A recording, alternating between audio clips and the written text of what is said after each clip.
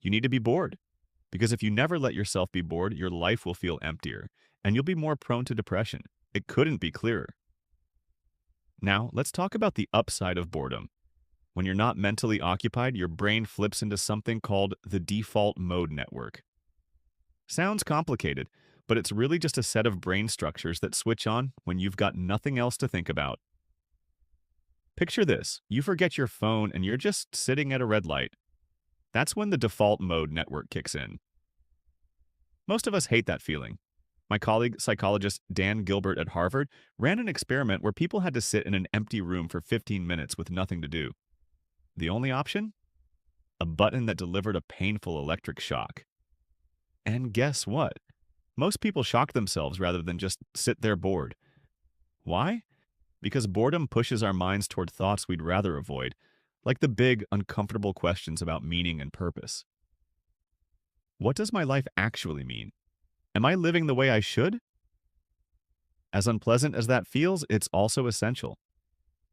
One reason we're facing skyrocketing rates of depression and anxieties is that people no longer reflect on life's bigger questions. Worse, we've found a way to eliminate boredom almost entirely. How?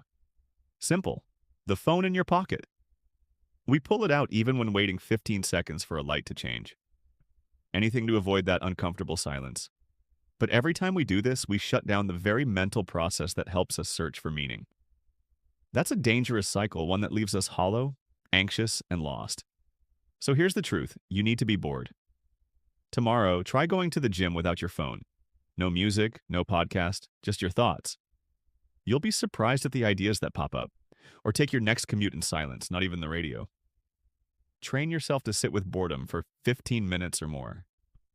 Over time, you'll notice two big changes. First, you'll feel less restless with everyday life, less bored at work, in relationships, or with daily routines. Second, you'll naturally start exploring deeper questions of purpose, coherence, and meaning. And that, more than anything, can make you happier. Now, do I practice what I preach? Yes, I do.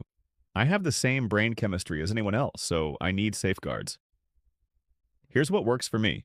No devices after 7 p.m. No phones at family meals. We're present for each other. Regular screen and social media fasts. At first, detoxing from devices feels like withdrawal, like your brain is screaming for the phone. But then it calms down, and what follows is relief, clarity, even joy. Of course, I still use my phone. It's part of modern life.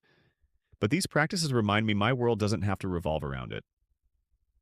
If you're worried about missing something important, remember, phones can be set so only emergency calls from a few numbers get through. What's not an emergency? Checking Twitter, the latest headline. The news can wait. Trust me.